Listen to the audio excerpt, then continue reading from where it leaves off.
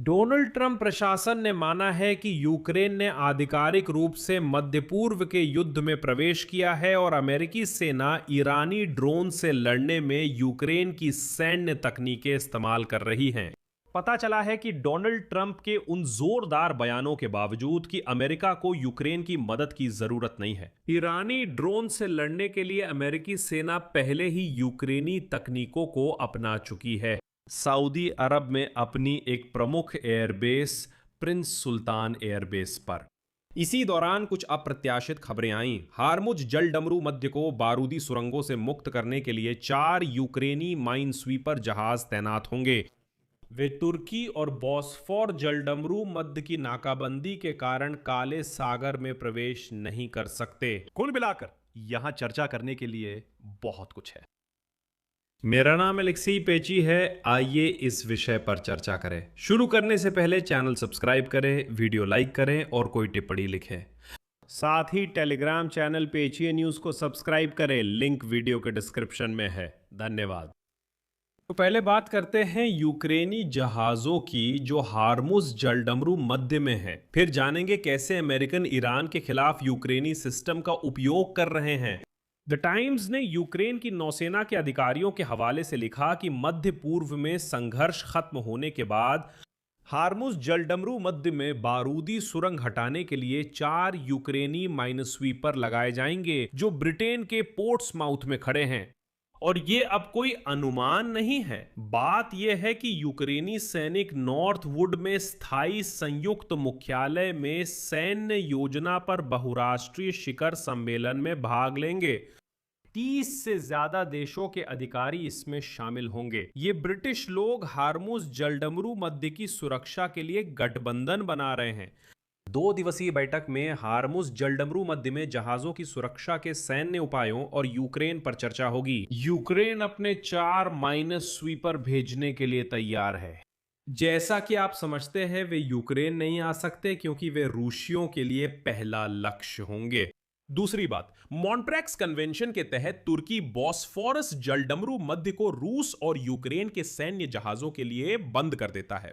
मैं ये उल्लेख करना चाहूंगा कि ये 4 माइन स्वीपर हैं जो ब्रिटेन में तैनात हैं। ये यूक्रेन की नौसेना के हैं। इनमें से 2 यूक्रेन को सौंप दिए गए थे। ब्रिटेन में ही 2023 में वे खड़े हैं और काला सागर में प्रवेश का इंतजार कर रहे हैं।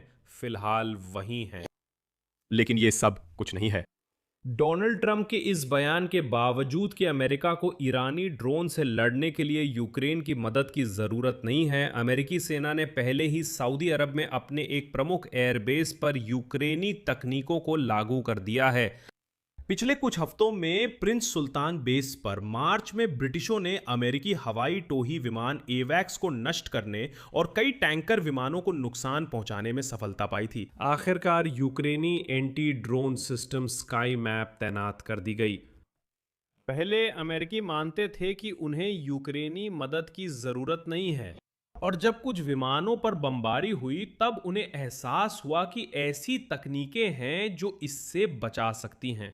तो खबर है कि यूक्रेनी सैन्य विशेषज्ञों ने अमेरिकियों को स्काई मैप के साथ काम करने की ट्रेनिंग दी, जिसे यूक्रेन की सेना ड्रोन के आने का पता लगाने के लिए बड़े पैमाने पर इस्तेमाल करती है, जिसमें ईरानी शाहिद ड्रोन्स भी हैं जिन्हें इंटरसेप्टर से गिराया जाता है।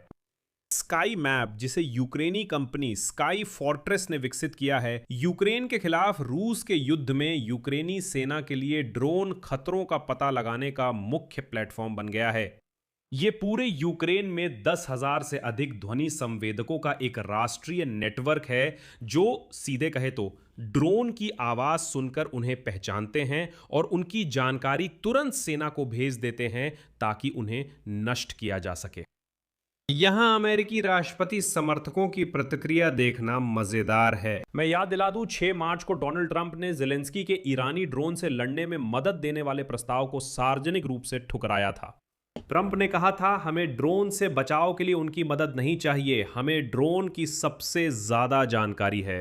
हालांकि इसके बाद ईरान ने पर्शियन गल्फ के देशों पर हजारों ड्रोन छोड़े, जिनमें सैन्य ठिकाने, जिनमें अमेरिकी भी शामिल हैं, और नागरिक ठिकाने भी थे जिनमें ऊर्जा, बंदरगाह की संरचना और यहां तक कि रिहायशी इलाके भी शामिल थे। अरब देशों ने तुरंत समझ लिया कि क्या हो रहा है और उन्होंने कीव से बातचीत शुरू कर दी, ड्रोन से लड़ने में मदद की मांग की। और ये रहा आपके लिए एक सरप्राइज। जैसा कि दो प्रकाशन रॉयटर्स और फाइनेंशियल टाइम्स लिखते हैं, अमेरिकी सेना ने भी सार्वजनिक बयान के बावजूद उन अभ्यासों में हिस्सा लिया जिन्हें यूक्रेनियों ने असल में अरबों के लिए आयोजित किया था। और जानते हैं, भले ही अमेरिका के पास खुफिया और बड़े हमलावर ड्रोन हैं, लेकिन पहले व्यक्ति के नजरिए से ड्रोन यानी एफपीवी का इस्तेमाल करने की ट्रेनिंग अमेरिकी सेना ने सिर्फ हाल के महीनों में ही शुरू की है। पहली टीमों ने मरीन कॉर्प्स में प्रशिक्षण शुरू किया, जिसे अब वैसे ईरान में संभावित उतराई के लिए भेजा गया है। यूक्रेन रूस युद्ध में एफपीवी ड्रोन कई सालों से इस्तेमाल हो रहे हैं और ये दुश्मन की जनशक्ति व सैन्य उपकरणों के मुख्य शिकारी हैं। हाल ही में अमेरिकी सेना के मंत्री डैन ड्रिस्कल ने माना कि यूक्रेनी प्रशिक्षक अमेरिकी सैनिकों को तैयार कर रहे हैं। जैसा कि पता चला है, अमेरिकी सैन्य इकाइयां अभी सिर्फ एफपीवी तकनीक को अपनाना शुरू कर रही हैं और इसमें यूक्रेनी सैनिक उनकी मदद कर रहे हैं। अब मैं आपको वॉल स्ट्रीट जर्नल की एक दिलचस्प टिप्पणी बताऊंगा जो निष्कर्ष के रूप में सारी बातें स्पष्ट करेगी। अमेरिका और नाटो की उच्च कमान ने लंबे समय तक यूक्रेन में हुई ड्रोन क्रांति को महत्व नहीं दिया, ये मानते हुए कि पश्चिमी सशस्त्र बल किसी और तरह की युद्ध लड़ेंगे, अपनी वायु में श्रेष्ठता और सटीक हमले करने की क्षमता के कारण। नतीजतन अमेरिका और उसके मध्य पूर्वी सहयोगी ईरान के ड्रोन हमलों के लिए काफी हद तक तैयार नहीं थे। शाहिद ड्रोन को गिराने के लिए शुरू में कई मिलियन डॉलर की कीमत वाली मिसाइलों का इस्तेमाल किया गया, जिनमें पैट्रियट भी शामिल है।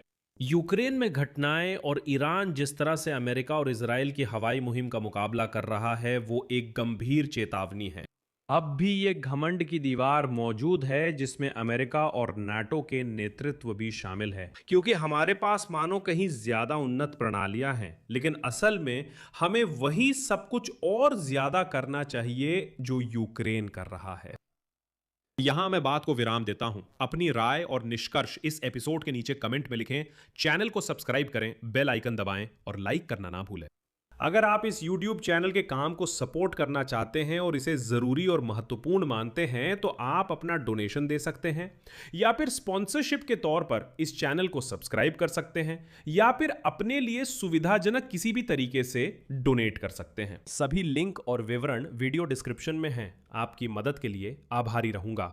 टेलीग्राम चैनल पीची न्यूज़ को भी सब्सक्राइब करें, लिंक वीडियो डिस्क्रिप्शन में है।